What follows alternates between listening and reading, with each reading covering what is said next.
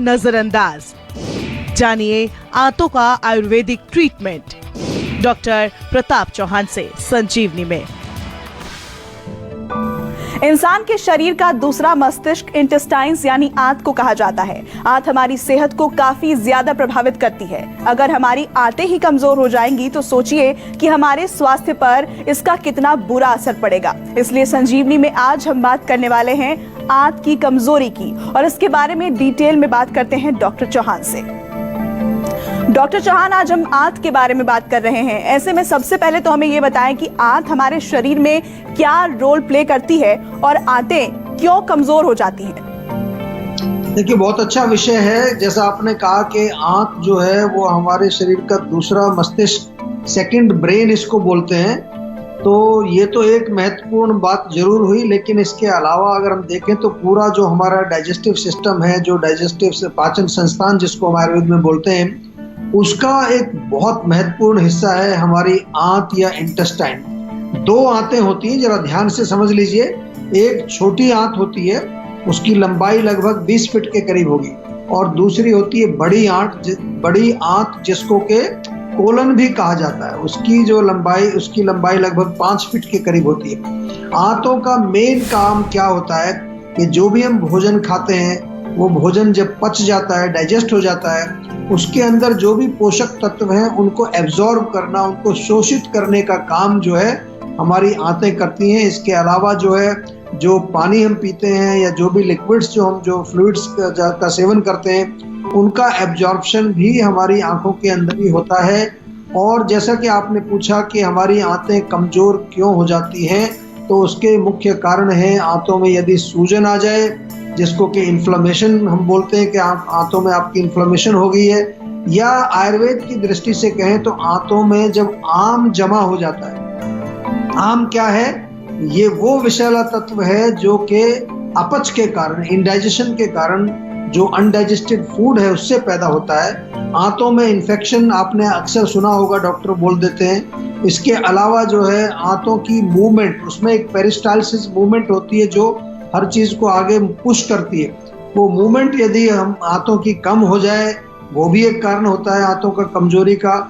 या फिर आंतों में शिथिलता आ जाए, बिल्कुल वो स्टिफनेस उनके अंदर आ जाती है, बहुत ज्यादा फ्लेक्सिबिलिटी नहीं रहती है।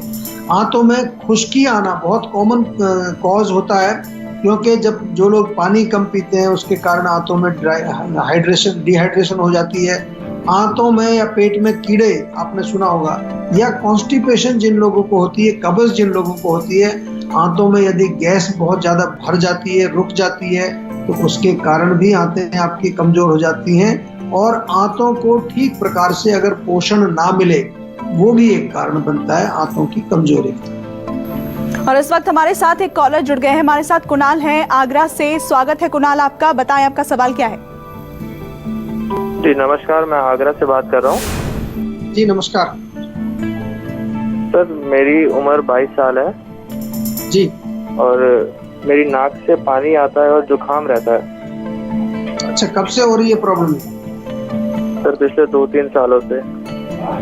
क्या होता है कि जो नाक के अंदर हमारी परत होती है ना, कई बार वो कमजोर पड़ जाती है। तो कमजोर कोई भी शरीर का हिस्सा जब हमारा होता है तो बॉडी का ऐसा एक डिजाइन है कि उसको ताकत देने के लिए बॉडी हमारी कुछ ना कुछ भेजती है। लेकिन वहां जब भी कोई ताकतवर चीज आएगी तो वो उसको, नॉर्मली तो हमारे आयुर्वेद भाषा में कहें तो कफ है। कफ जो है वो शक्ति का प्रतीक है, ताकत का प्रतीक है। तो जब कफ वहां आता है तो उसको होल्ड नहीं कर पाती मेम्ब्रेन हमारी, क्योंकि कमजोर है, तो नाक से बाहर निकल जाता है वो कफ, जो पानी जिसको हम कहते हैं। कई बार पानी है, कई बार थोड़ा म्यूकस टाइप का भी आता है। तो एक तो नाक के अंदर देसी घी लगाइए, रोज थोड़ा सा देसी घी लेके अंदर तक उसको मालिश करें।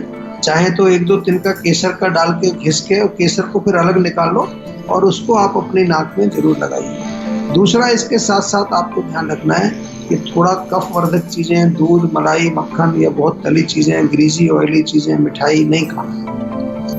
डॉक्टर चौहान, हमारी इंटेस्टाइन वीक हो रही है, क्या इसके कुछ लक्षण भी हमें पता चलते हैं जिन्हें हम नॉर्मल समझकर आमतौर पर इग्नोर करते रहते हैं?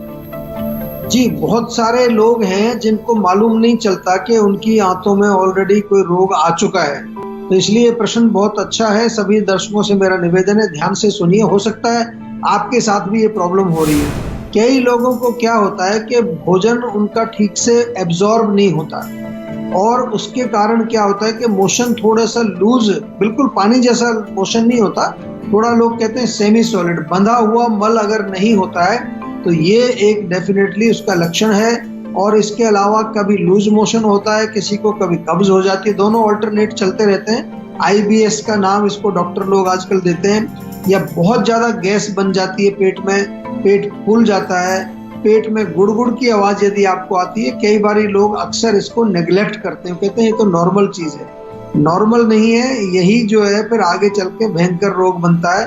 पेट में यदि दर्द होता है आपको, स्पेशली जो है नाभि के आसपास, नाभि के नीचे साइड में अगर दर्द होता है तो यही आंतों का एरिया हमारा यही है।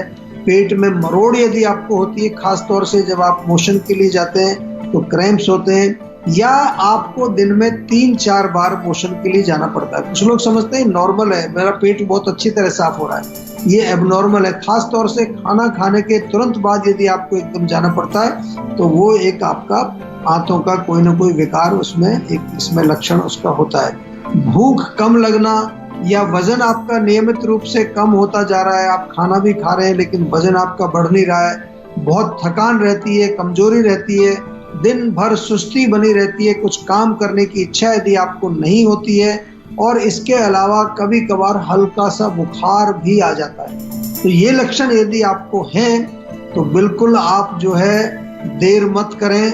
तुरंत क्या करना है आपको, जीवा का सेहत का नंबर डायल करके जीवा के डॉक्टर से बातचीत करें ताकि हमारे डॉक्टर्स आपकी आंतों को दुरुस्त कर सकें। आंत हमारे पूरे शरीर में बहुत महत्वपूर्ण हिस्सा है क्योंकि यहीं से सारा एब्जॉर्प्शन होता है। जो भी कुछ हम पोषण और न्यूट्रिशन लेते हैं उनका एब्जॉर्प्शन आंतों के माध्यम से ही होता है। अगर आंत हमारी कमजोर होंगी तो आप कितना ही पौष्टिक भोजन खाएं वो आपके शरीर में लगेगा नहीं, क्योंकि एब्जॉर्ब ठीक से होगा नहीं।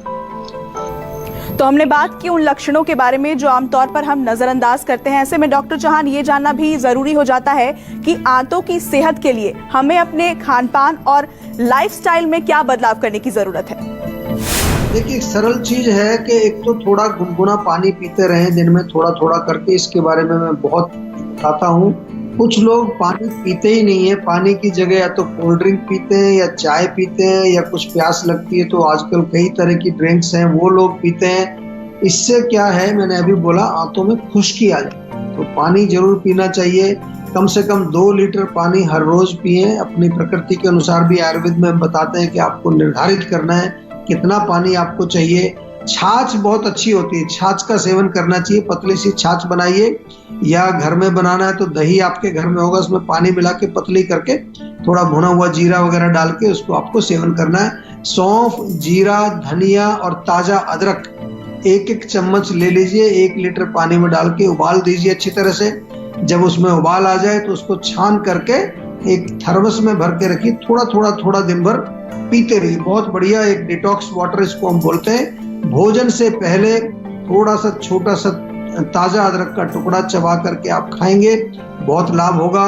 आपको ध्यान रहे गरिष्ठ भोजन नहीं करना है, जो भी चीज देर से पचती है, हैवी फूड्स जिनको हम कहते हैं, जंक फूड भी नहीं खाना है, प्रोसेस्ड फूड नहीं खाना है। और बहुत इंपॉर्टेंट है कि ओवर ईटिंग नहीं करनी है। आजकल क्या है कि खाने के बहुत लोग शौकीन हो गए, वो पेट भर गया फिर भी खाते रहेंगे, क्योंकि माइंड हमारा जो है वो रिलैक्स नहीं होता है। लाइफस्टाइल में अगर देखें तो नियमित रूप से व्यायाम जरूरी है, बहुत आवश्यक है। हमारे पूरे पाचन संस्थान को ठीक रखने के लिए व्यायाम का बहुत बड़ा रोल है। अच्छी गहरी नींद भी आपको आनी चाहिए। रात को टाइम पर सोना है, जल्दी सोना है, देर से नहीं सोना है, और इसके साथ साथ समय पर सुबह उठना भी है, और भोजन भी आपको टाइम पर ही करना चाहिए। नाभि पर तेल जरूर लगाइए रोज नहाते समय, और सप्ताह में 2-3 दिन पूरी बॉडी में तिल के तेल की मालिश भी आपको करनी चाहिए। छोटी छोटी सी चीजें हैं, इनको यदि आप नियमित रूप से करेंगे तो आपका पाचन संस्थान, आपका डाइजेस्टिव सिस्टम, आपकी आंतें, आपका सेकंड ब्रेन बिल्कुल स्वस्थ रहेगा, और इसके बहुत सारे फायदे आपको होने वाले हैं।